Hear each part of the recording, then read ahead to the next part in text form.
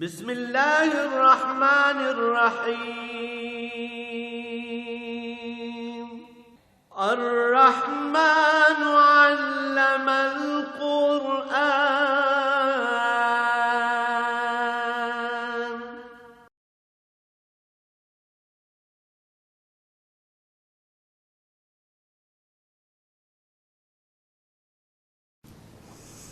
الحمد للہ رب العالمین والصلاة والسلام علی حبیبہ محمد وآلہ وصحبہ اجمعین اعوذ باللہ من الشیطان الرجیم بسم اللہ الرحمن الرحیم اعلموا ان اللہ یحیی الارض بعد موتها قد بینا لکم الآیات لعلکم تعقلون ان المصدقین والمصدقات واقرضوا اللہ قرضا حسنا یضاعف لهم ولهم اجر کریم والذین آمنوا باللہ ورسلہ اولئک هم الصدیقون والشہداء عند ربهم لهم اجرهم ونورهم والذین کفروا وکذبوا بآیاتنا اولئک اصحاب الجحیم اللہم سبحانک لا علم لنا الا ما علمتنا انک انت العلیم الحکیم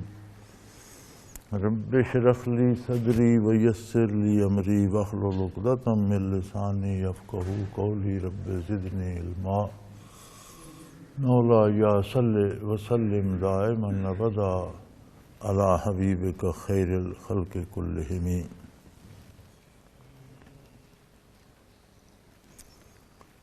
اعلموا ان اللہ یحیی الارض بعد موتها جان رکھو، دیکھو تو صحیح، غور کرو، سوچو کہ زمین مردہ ہو جاتی ہے، سبزے خشک ہو جاتے ہیں، چٹیل میدان بن جاتی ہے، اللہ کریم اسے پھر نئی زندگی عطا کر دیتے ہیں، بارشیں ہوتی ہیں، سبزہ اگتا ہے، پھول کھلتے ہیں، پھل لگتے ہیں، کھیتیاں اگتی ہیں، یعنی یہ موت و حیات کا کھیل کائنات میں جاری و ساری ہے، ہر لمحہ چیزیں پیدا بھی ہو رہی ہیں، فنا بھی ہو رہی ہیں۔ اگر اسی نظام پہ غور کرو تو بڑی نشانیاں اس میں بہت دلائل ہیں کہ بندہ عقل سے کام لے۔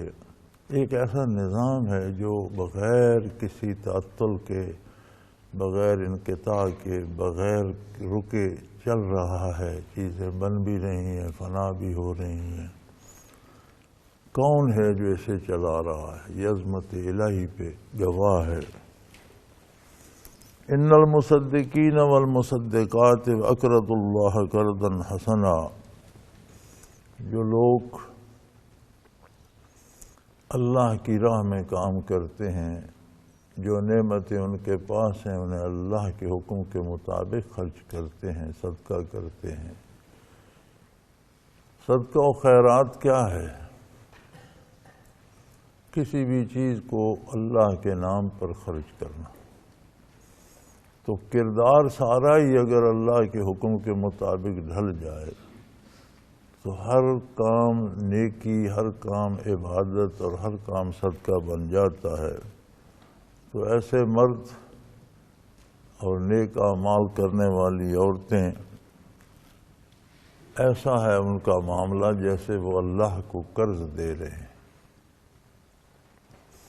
جس طرح قرض کی واپسی یقینی ہوتی ہے، اسی طرح اللہ کریم ان کے نیک اعمال کو لوٹائیں گے انہیں، اور یضاعف لہم، اور وہ کئی گنا بڑھا کر دیں گے، اپنی شان کے مطابق عطا فرمائیں گے۔ وَلَهُمْ أَجْرٌ کریم، اور ان کے لیے بہت بڑا، بہت خوبصورت، بہت ایسا اجر ہے جو انہیں بہت خوش کر دے گا، راضی کر دے گا۔ والذین آمنوا باللہ ورسلہ، وہ لوگ جو اللہ کے رسولوں پہ ایمان لاتے ہیں، اللہ کی عظمت کا اقرار کرتے ہیں اور اس کی رسولوں کی رسالت و نبوت کا اقرار کرتے ہیں، تو ایمان سے مراد یقین ہے ان کی دعوت پر، ان کی عظمت پر، ان کے منصب رسالت و نبوت پر، اور یقین تقاضا عمل کا کرتا ہے۔ جو بات محض سنی جائے یا کہہ دیا جائے، تسلیم کی، عمل نہ کیا جائے، تو وہ ماننا کوئی ماننا نہیں ہوتا۔ تو جن لوگوں نے انبیاء کی بات مانی، اللہ پر ایمان لائے، اللہ کے نبیوں پر ایمان لائے، رسولوں کو مانا، یعنی ان کا اتباع کیا، اولئکم الصدیقون والشہداء عند ربہم، وہ اللہ کے نزدیک صدیقین میں سے ہیں، شہداء میں سے ہیں۔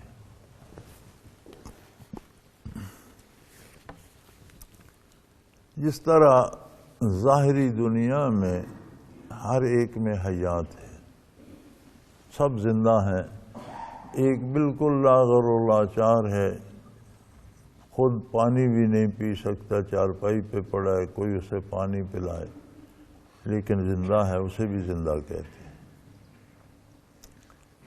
ایک شخص بڑے بڑے کام کر رہا ہے، بھاگ دوڑ رہا ہے، وہ بھی زندہ ہے، یعنی زندہ ہونے میں قدر مشترک ہے، زندگی مختلف ہے۔ اسی طرح صدیق اور شہید بھی ہر مومن ایک درجے میں ہے، یعنی وہ سچائی کا دامن بھی تھامے ہوئے ہے اور عظمت الہی پہ گواہ بھی ہے، خواہ بہت تھوڑے درجے میں ہے یا بہت بڑے درجے میں، یہ تو اس کے کردار پر ہے کہ وہ کتنی محنت کرتا ہے، کتنا مجاہدہ کرتا ہے۔ تو ایک درجے میں ہر مومن صدیق اور شہید ہے اللہ کے نزدیک۔ لہم اجرہم و نورہم، ان کے لیے ان کا اجر ہے اور نور ہے، ہر نیکی، ہر عبادت نور پیدا کرتی ہے۔ پہلے گزر چکا نا کہ جب مومنین کو دیکھیں گے ان کے آگے بھی روشنی ہوگی، دائیں ہاتھ بھی روشنی ہوگی، تو منافقین اور بے دین کہیں گے کہ ذرا رک جاؤ، نقتبس من نور، وہ کہیں گے جاؤ وہاں سے لے آؤ جہاں نور بٹ رہا تھا وہاں۔ یہ بھی مراد ہے کہ ہم تو دنیا سے نور لے کے آئے ہیں، تم بھی اگر ممکن ہے تو اب جاؤ وہاں سے لے آؤ، تم وہاں وقت ضائع کرتے رہے، تم نے نور نہیں حاصل کیا، ہم نے وہاں سے حاصل کر لیا، اور اگر کر سکتے ہو، ممکن ہے تو جا کر لے آؤ۔ تو ہر نیک عمل ایک روشنی اور نور پیدا کرتا ہے، اور ہر برائی ظلمت اور تاریکی پیدا کرتی ہے، جو اس فضا کو بھی متاثر کرتے ہیں، دنیا میں بھی اس کے نتائج نکلتے ہیں، اور آخرت میں تو واضح وہ روشنی مومنین کے پاس ہوگی۔ دنیا میں ایک مصیبت ہے جس نے بے شمار لوگوں کو گمراہ کیا، وہ ہے مصلحت اندیشی، کہ میں اگر دین پر عمل کروں گا تو لوگ کیا کہیں گے، یا یہ کام کروں گا تو کافر ناراض ہو جائیں گے، یہ بات کہوں گا تو بے دین طبقہ جو ہے مجھے تکلیف دے گا، ایذا دے گا۔ سیدنا فاروق اعظم رضی اللہ تعالی عنہ نے کچھ لوگوں سے پوچھا کہ تمہارے سامنے لوگ غلط کام کرتے ہیں اور تم روکتے نہیں ہو؟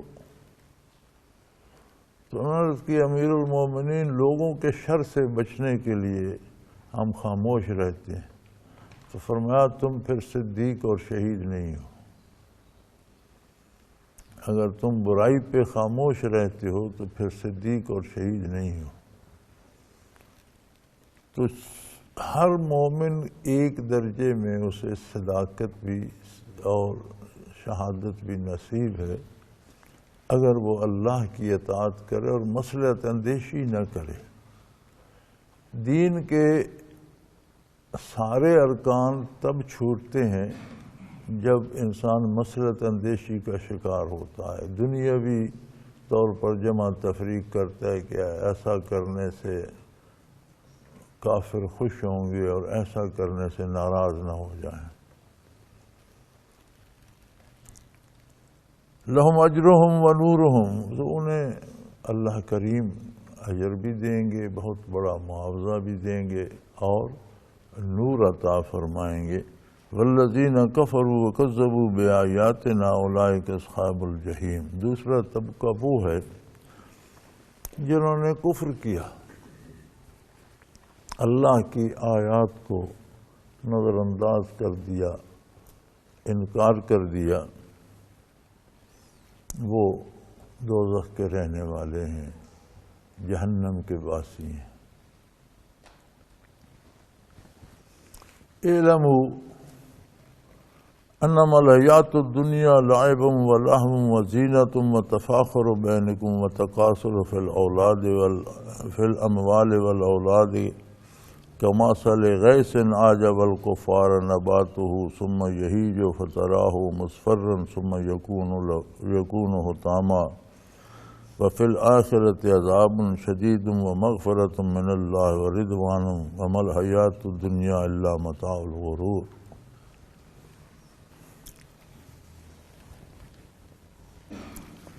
فرمایا اچھی طرح جان لو، بات سمجھو، خوب سن لو اور اسے ذہن نشین کر لو کہ دنیاوی زندگی ایک کھیل تماشا ہے،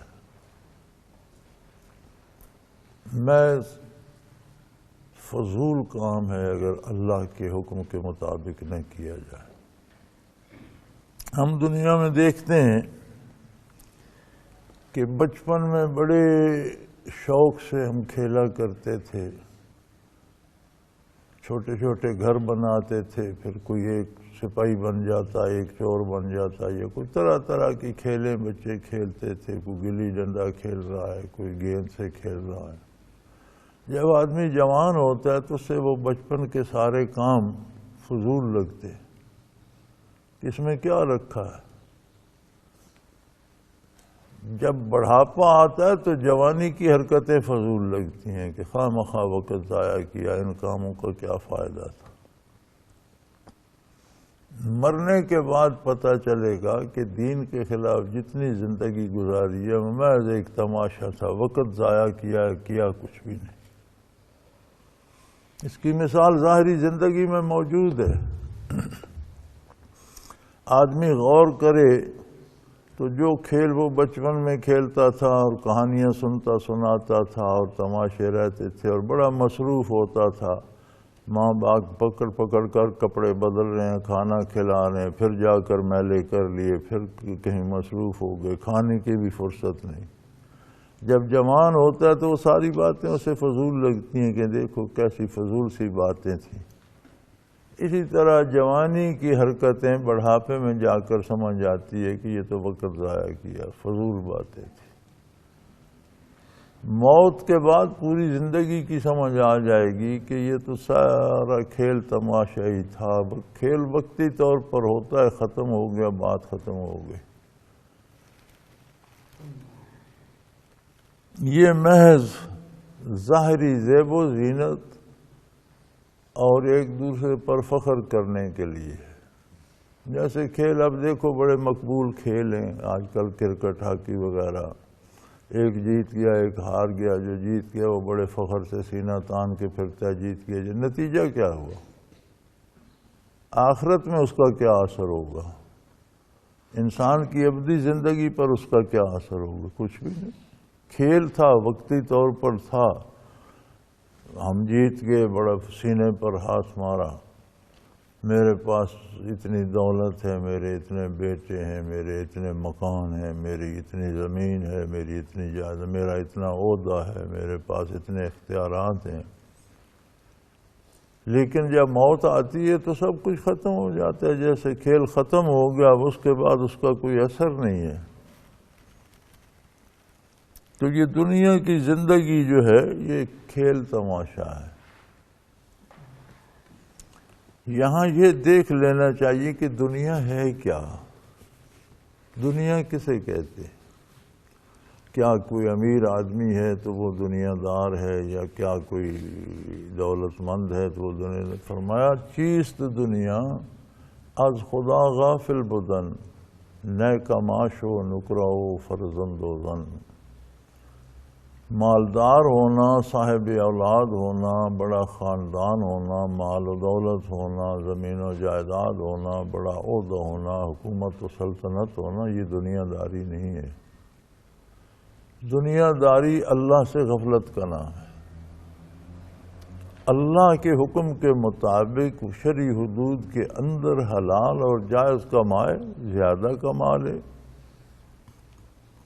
اللہ نے عہدہ دیا ہے، الحمدللہ انصاف کرے اور اس کے جو احکام ہیں ان کے مطابق زندگی بسر کرے۔ اللہ سے جو غافل ہو گیا وہ خواہ غریب ہے، فقیر ہے، جب اللہ کو یاد نہیں کرتا تو پھر وہ دنیا دار ہے۔ تو فرمایا دنیا اللہ سے غفلت کا نام ہے، اور یہ کام پھر آخرت میں بڑے فضول لگیں گے۔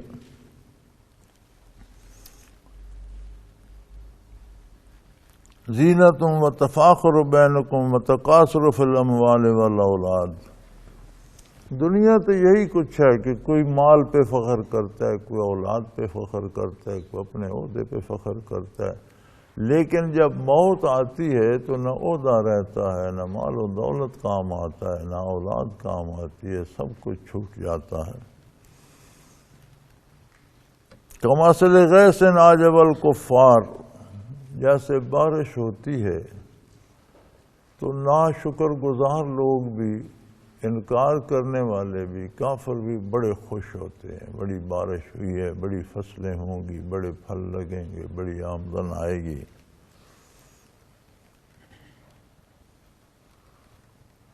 اعجب الکفار نباتہ،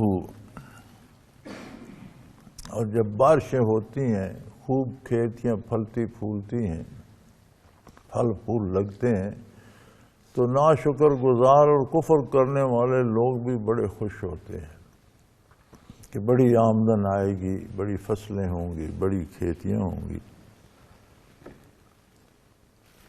پھر وہ ان کی سرسبزی پلاہٹ میں تبدیل ہوتی ہے۔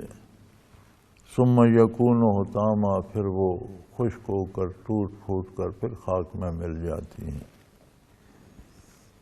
وفی الآخرۃ عذاب شدید ومغفرۃ من اللہ ورضوان۔ نتیجہ یہ نکلے گا کہ آخرت میں بڑے دردناک عذاب ہوں گے، بہت سخت عذاب ہوں گے۔ یا پھر جنہوں نے اللہ کے حکم کے مطابق زندگی بسر کی اور اللہ کی نعمتوں سے فائدہ تو ضرور حاصل کیا، لیکن جائز اور حلال طریقے سے، ان کے لیے اللہ کی رضا بھی ہوگی۔ جنہوں نے ناشکری کی جہاں انہیں شدید عذاب ہوگا، جنہوں نے اطاعت کی ان کے لیے اللہ کی رضا اور اس کی خوشنودی ہوگی اور بخشش ہوگی، کیونکہ شکر گزار بھی کما حقہ شکر ادا نہیں کر سکتا۔ جتنی اللہ کی نعمتیں ہیں اتنا شکر ہم ادا نہیں کر سکتے، یہ بھی کمی رہ جاتی ہے۔ اس کے بعد شکر گزار سے بھی کوتاہیاں بھی ہوتی ہیں، غلطیاں بھی ہوتی ہیں، قصور بھی ہوتے ہیں، تو وہ ان کی خطائیں بھی معاف کر دے گا۔ مغفرہ، اس کی بخشش اسی لیے ہے کہ جو دامان رسالت سے وابستہ رہے، اس سے چھوٹی موٹی بھول چوک جو ہو جاتی ہے اللہ کریم کی بخشش معاف فرما دے گی اور اللہ کی رضامندی حاصل ہوگی۔ وما الحیات الدنیا الا متاع الغرور، یہ دنیا کی زندگی تو محض ایک دھوکہ ہے، دکھاوا ہے، جس چیز کا کوئی انجام نہ ہو، جس نے بالآخر فنا ہو جانا ہو، اس پر فخر کیسا اور اس کی محبت کیسی اور اس کے پیچھے وقت ضائع کرنے کا کیا حاصل ہے۔ کردار جو ہے یہ دائمی ہے، اس کے نتائج ہوں گے اچھے یا برے، تو برائی بھگتنا پڑے گی، تو کیوں نہ دنیا میں رہتے ہوئے بندہ برائی سے بچ کر نیکی اختیار کرے تاکہ اچھے نتائج حاصل کرے انشاءاللہ۔ ابدی زندگی دائمی ہے، وہ ختم نہیں ہوگی۔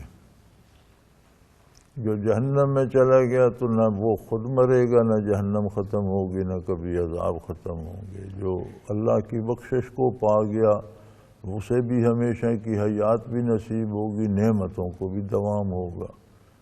تو پھر یہ جو چھن جانے والی اور فانی اور وقتی لذت ہیں، ان کے لیے دائمی نعمتوں کو کیوں قربان کر دے؟ سابقوا الی مغفرۃ من ربکم وجنات ارضھا کارض السماء والارض۔ اگر ایک دوسرے سے سبقت لے جانی ہے، انسانی زندگی میں ایک بڑا کام ہے، دوڑ لگی رہتی ہے ہر طبقے میں، ہر قسم کے لوگوں میں ایک دوڑ لگی ہوئی ہے کہ میں ساتھ والوں سے آگے نکل جاؤں۔ سیاستدان دوسرے سیاستدانوں سے آگے نکل کر حکومت اور اختیارات حاصل کرنا چاہتا ہے، امیر آدمی دوسروں سے اور زیادہ امیر ہونا چاہتا ہے، غریب کے اپنے مسائل ہیں وہ دوسروں سے اور زیادہ اپنا نام بنانا چاہتا ہے۔ میں نے گداگروں کو بھی دیکھا، ان کے اپنے مسائل ہیں، وہ بھی دوسرے ایک جھگی والا دوسرے جھگی والے سے زیادہ شہرت حاصل کرنا چاہتا ہے، میں نے یہ کیا، میں نے وہ کیا۔ یعنی ہر طبقے میں سبقت ہے کہ ہم دوسروں سے، بھائیوں سے، برادری سے، ساتھ والوں سے میری شہرت اچھی ہو، میرا نام زیادہ ہو، میرے پاس سہولتیں زیادہ ہوں۔ فرمایا اگر یہ زیادتی ہی چاہیے تو اللہ کی بخشش کی طرف بڑھو، ادھر مقابلہ کرو کہ میں دوسرے سے زیادہ نیکیاں کما لوں، میں دوسرے سے زیادہ رضا الہی حاصل کر لوں، میں دوسروں سے زیادہ قرب الہی پا لوں، اور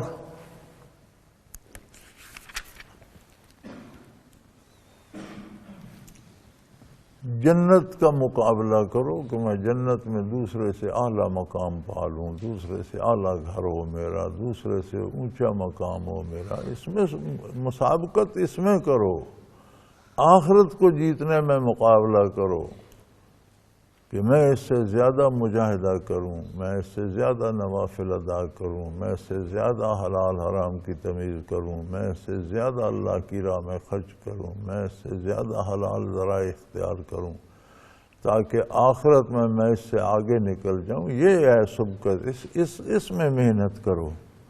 دنیا کی مسابقت کا کیا ہے؟ فقیر بھی مر گیا تو موت آ گئی، بادشاہ مر گیا تو وہ بھی مٹی میں دفن ہو گیا، وہ بھی مٹی میں، نہ اس کے محل ساتھ گئے نہ وہ ماروں گا۔ قبر میں تو وہی 4 ہاتھ کپڑا نصیب ہوا کسی کو، وہ بھی ملا، کفن بھی ملا یا نہیں۔ کتنے ایسے ہیں جنہیں قبر بھی نصیب نہیں ہوتی۔ تو دنیا تو فانی ہے، چھن جاتی ہے، ہر ایک سے مسابقت ہی کرنی ہے۔ انسانی مزاج ہے خود کو دوسروں سے نمایاں رکھنا چاہتا ہے، تو پھر نیکی میں دوسروں سے سبقت کر جاؤ، مجاہدے میں دوسروں سے زیادہ آگے نکل جاؤ، اللہ کی بخشش کی طرف، اپنے پروردگار کے بخشش کی طرف اور اس کی جنت کی طرف سبقت حاصل کرو، جس کا عرض بھی ارض و سما سے زیادہ ہے، زمینوں آسمانوں سے کی وسعت سے زیادہ تو جنت کا عرض ہی ہے۔ طول کتنا ہوگا اور وہ کتنی جگہ ہے اللہ ہی بہتر جانے۔ وعدت للذین آمنوا باللہ ورسولہ، انہی لوگوں کے لیے بنائی گئی ہے، تیار کی گئی ہے جو اللہ پر ایمان لاتے ہیں اور اس کے رسولوں پر ایمان لاتے ہیں،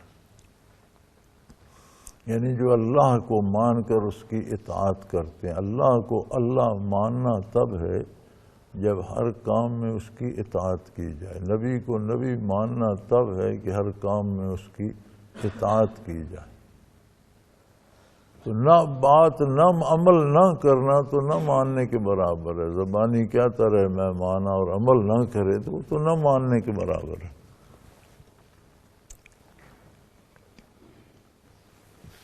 ذالک فضل اللہ یؤتیہ من یشاء، یہ اللہ کی مہربانی ہے، جسے چاہے عطا کرتا۔ ہم تو چوری سے، زوری سے، رشوت سے، ڈاکے سے پیسہ اکٹھا کر کے عالی شان مکان بنا کے اوپر لکھ دیتے ہیں ھذا من فضل ربی۔ یہ فضل ربی نہیں ہے۔ ہم کسی کو دولت مند دیکھتے ہیں، وہ بے دین، بدکار، کافر، کہتے ہیں یہ بڑا خوش قسمت ہے۔ فرمایا یہ خوش قسمتی نہیں ہے، اللہ کا فضل، اللہ کا کرم، اللہ کا احسان یہ ہے کہ کوئی نیکی میں زیادہ ہو۔ ھذا من فضل ربی،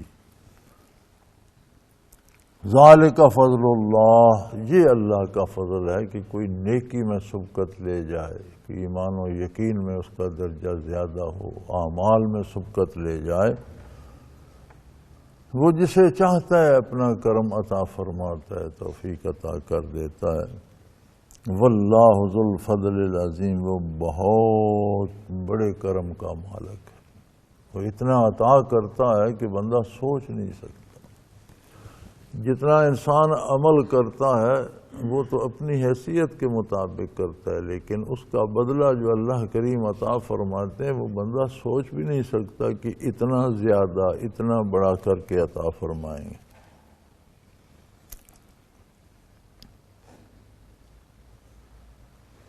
ما اصاب من مصیبت فی الارض ولا فی انفسکم الا فی کتاب من قبل ان نبرأہا ان ذلک علی اللہ یسیر۔ تمہیں یہی ہوتا ہے نا دکھ کہ جی میرا فلاں عزیز فوت ہو گیا، میرے مال میں نقصان ہو گیا، میری صحت خراب ہوگی، اسی میں ساری زندگی لگے رہتے ہو۔ فرمایا یہ تو ہونا ہے۔ وہ جو بھائی لے لیا وہ دیا کس نے تھا؟ وہ جو مال چلا گیا وہ آپ کو دیا کس نے تھا؟ صحت اگر خراب ہو گئی تو صحت دی کس نے تھی؟ تو یہ تو نظام کائنات ہے۔ جو کوئی مصیبت تم پر آتی ہے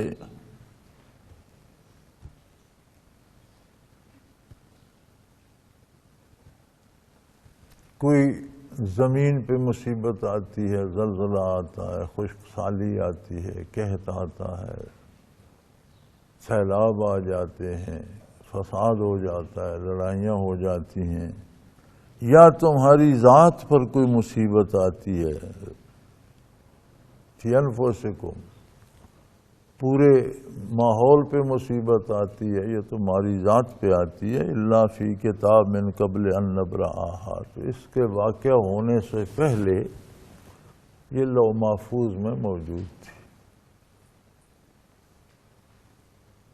دنیا بنانے سے پہلے دنیا کے سارے نظام اللہ نے طے کر دیے تھے، کون کب پیدا ہوگا، کب مرے گا، کتنا دنیا کا نفع پائے گا، کتنا نقصان پائے گا، کیسی صحت ہوگی، کیسی، یہ سارے فیصلے ہو چکے ہیں۔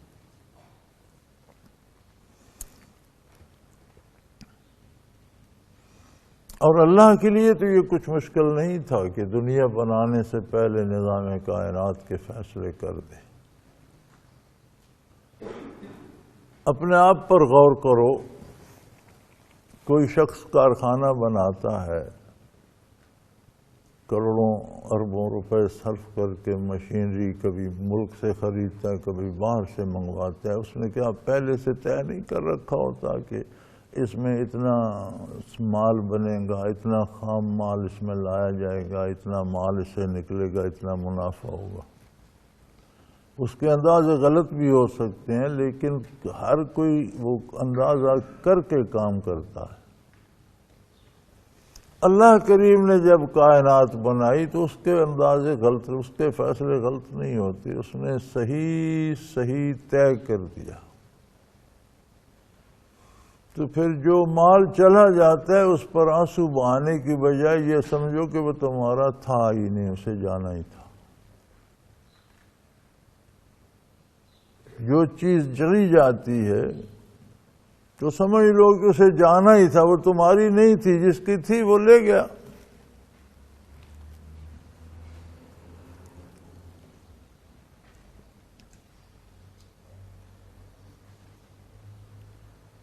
ایک صحابی کو اپنے بچے سے بہت پیار تھا، سب کو ہوتا ہے، بعض اوقات بعض کو ننھے بچوں سے زیادہ لگاؤ ہوتا ہے۔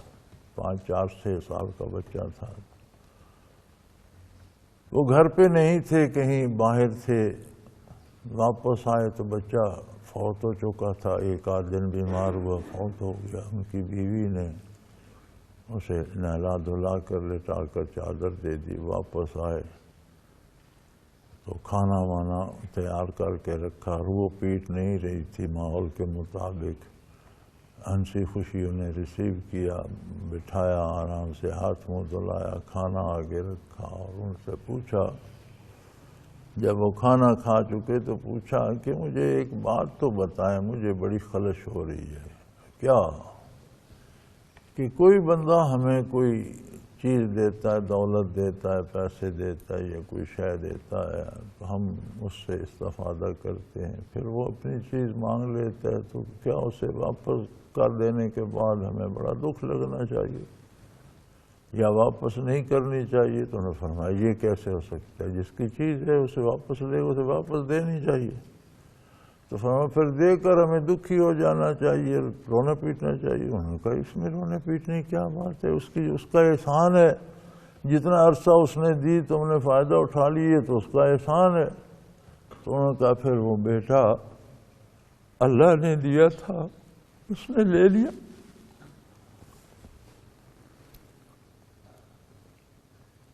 تو فرمایا یہ جو کچھ ہوتا ہے یہ طے شدہ پروگرام ہے، اس کی اپنی کائنات ہے، جو چیز چلی جائے چلی گئی، اس کی تھی اس نے لے لی۔ لِكَيْ لَا تَأْسُوا عَلَىٰ مَا فَاتَكُمْ، جو تم سے کھو جائے اس پر بیٹھ کر آنسو نہ بہایا کرو، اس کا صدمہ نہ لیا کرو، اس کے لیے تڑپتے نہ رہا کرو۔ وَلَا تَفْرَحُوا بِمَا آتَاكُمْ، اور جو عطا کر دے اس پر اکڑے نہ کرو کہ یہ بھی اسی کا ہے، اتنا مال ہے، اتنا عہدہ ہے، اتنی اولاد ہے، فرمایا اس میں اکڑنے کی کوئی بات، تمہارا کوئی کمال نہیں، جو چلا گیا وہ بھی اس کا مال تھا، اس پر دکھی ہونے کی ضرورت نہیں، اور جو آ گیا وہ بھی اس کا مال ہے، اس پر فخر کرنے کی ضرورت نہیں۔ دکھی ہونے سے فطرتی دکھ تو ہوتا ہے، لیکن ایسا دکھ نہ ہو جو اللہ سے شکایت پیدا کر دے اور اللہ کی نافرمانی شروع کر دو۔ فطری خوشی ہوتی ہے مال اولاد دے کر، لیکن ایسی نہ ہو جس پر اترانے لگو اور اللہ کے نافرمان ہو جاؤ۔ واللہ لا يحب كل مختال فخور، شیخی بگاڑنے والوں اور فخر کرنے والوں کو اللہ پسند نہیں کرتا۔ اللہ کریم کو یہ بات پسند نہیں ہے کہ کوئی بندہ اپنے آپ کو بہت بڑا سمجھے اور شیخیاں بگاڑتا پھرے اور فخر کرتا رہے، میرے پاس یہ ہے، میرے پاس یہ ہے۔ کچھ تیرے پاس جو ہے وہ تیرا تو نہیں ہے، اللہ کا ہے، اس نے دیا، اس کا شکر ادا کرو، اس میں اکڑنے کی کیا بات ہے۔ جو چلا گیا وہ اس کا مال تھا، اس نے دیا، اس نے لے لیا، اس کی مرضی، اس میں گھبرانے کی کیا بات ہے۔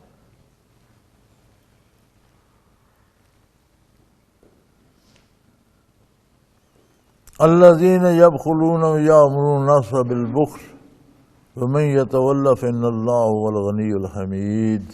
فرمایا لوگ ایسے بدنصیب ہیں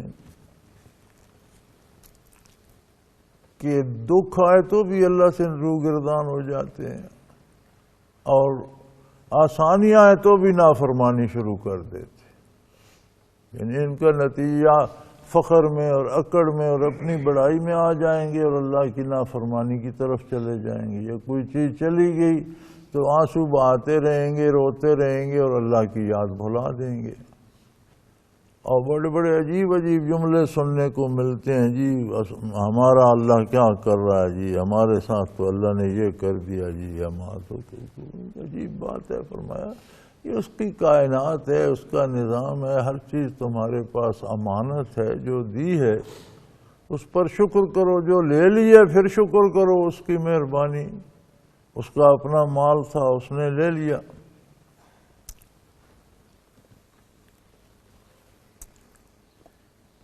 اب جو دے دے اس پر اکڑنے کی کیا ضرورت، تمہارا تو نہیں ہے، اس کا ہے، اب لے لے، صحت لے لے، زندگی لے لے، اولاد لے لے، مال لے لے، تم کیا کر سکتے ہو، پھر اکڑنے کی کیا بات ہے۔ اور جو لوگ بخل کرتے ہیں، کنجوسی کرتے ہیں، یعنی کوئی چیز چلی جائے تو اس پر روتے رہتے ہیں، شکر نہیں کرتے، اور کوئی چیز آ جائے تو اس پر اکڑتے رہتے ہیں، شکر نہیں کرتے، ادھر یہ کنجوسی ہے کہ اللہ کا احسان نہیں مانتے، ادھر یہ کنجوسی ہے کہ اللہ کا احسان نہیں مانتے، اور دوسروں کو بھی یہی سکھاتے ہیں، چونکہ انسان مدنی الطبع ہے، ایک دوسرے سے سیکھتا ہے، ایک دوسرے سے خصائل حاصل کرتا ہے، ایک دوسرے سے رواج اور رسومات حاصل کرتا ہے۔ تو فرمایا جو اللہ سے پھر گیا، جس نے اللہ کی عظمت کو نہ مانا، اللہ کا شکر ادا نہ کیا، تو اللہ تو بے نیاز ہے، لائق تعریف ہے، اللہ کو اس کی اطاعت کا محتاج نہیں ہے۔ ساری دنیا ولی اللہ ہو جائے تو اس کی شان بڑھ نہیں جاتی، اور ساری دنیا خدا نخواستہ انکار کر دے تو اس کی شان میں کوئی کمی نہیں آتی۔ وہ بندوں کے کردار کا محتاج نہیں ہے، بندے اپنے کردار کا نتیجہ خود بھگتیں گے۔ اگر کوئی شکر کرتا ہے تو اس کا نتیجہ اچھا پائے گا، ناشکری کرتا ہے تو اس کے نتائج خود بھگتے گا۔ تو لوگوں میں یہ مصیبت ہے کہ انہیں شکر کی توفیق نہیں ہوتی، دنیا کی محبت انہیں اس قدر اسیر کر لیتی ہے کہ عظمت الہی سے بھی بیگانہ ہو جاتے ہیں۔ آخر دعوانا ان الحمدللہ رب العالمین۔ اللہ اللہ اللہ اللہ اللہ اللہ اللہ اللہ۔ حضرت امیر محمد اکرم آوان مد ذلہ العالی دارالعرفان منارہ ضلع چکوال میں سالہ سال سے قرآن و حدیث کے اوپر خطابات کر رہے ہیں اور سلسلہ نقشبندیہ اویسیہ کے مطابق لوگوں کو ذکر الہی کی تربیت دے رہے ہیں۔ وہ قرآن پاک کی تفسیر ترتیب وار بیان کر رہے ہیں۔ تفسیر قرآن کو وہ موجودہ ملکی اور بین الاقوامی حالات کے مطابق بیان کرتے ہیں۔ موٹر وے سے کلر کہار کے انٹرچینج سے نکلتے ہوئے، کلر کہار کی جھیل سے ہوتے ہوئے، میانی، بوچھال اور نورپور سے گزرتے ہوئے دارالعرفان منارہ پہنچ سکتے ہیں۔ حضرت امیر محمد اکرم آوان نے بچیوں اور بچوں کی دینی اور دنیاوی تعلیم کے لیے سقارہ اکیڈمی کے نام سے ایک درسگاہ بھی قائم کی ہے، جس کا افتتاح ملک پاکستان کے صدر جنرل محمد ضیاء الحق نے اپنے دست مبارک سے کیا تھا۔ وہ تمام احباب جو اسلام کی طلب رکھتے ہیں ان سے گزارش ہے کہ دارالعرفان منارہ ضلع چکوال میں امیر محمد اکرم آوان صاحب کے خطابات سے مستفید ہوں۔ وہ ہر جمعے کو نماز سے پہلے بیان فرماتے ہیں۔ ہر ماہ کی پہلی اتوار کو ماہانہ اجتماع ہوتا ہے جس میں آپ خصوصی خطاب فرماتے ہیں، اور پاکستان کے چاروں صوبوں سے احباب اس اجتماع میں شرکت کرتے ہیں۔ اس کے علاوہ یہاں سال میں 2 مرکزی اجتماعات بھی ہوتے ہیں، ایک رمضان المبارک میں اعتکاف کا اجتماع اور دوسرا جولائی اور اگست میں 40 دن کا اجتماع ہوتا ہے جس میں روحانی تربیت کی جاتی ہے۔ اپنا خون سیماب دے کر اتنا ہم کر جائیں گے، نام آقا کا چمن میں پھر رقم کر جائیں گے۔